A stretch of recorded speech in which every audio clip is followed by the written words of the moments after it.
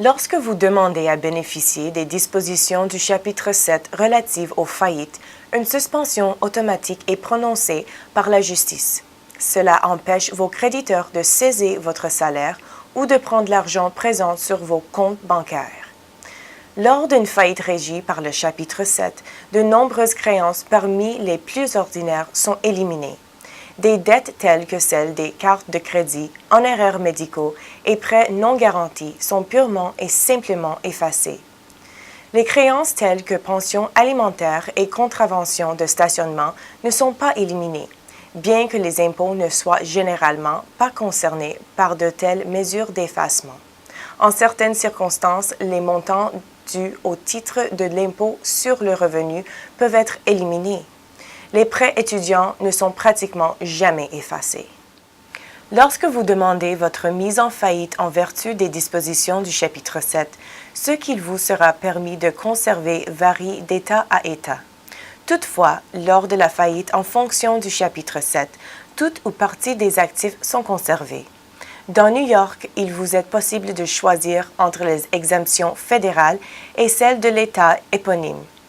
En règle générale, si vous possédez une maison présentant un montant important de capitaux propres, il est préférable que vous optiez pour les exemptions new-yorkaises.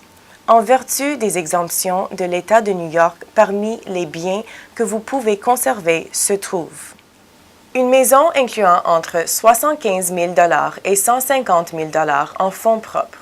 Le montant exact sera déterminé en fonction de comté où vous résidez. Un véhicule à moteur présentant jusqu'à 4 000 $ en capitaux propres. Une somme jusqu'à 7 500 $ résultant d'une demande d'indemnisation pour dommages corporels.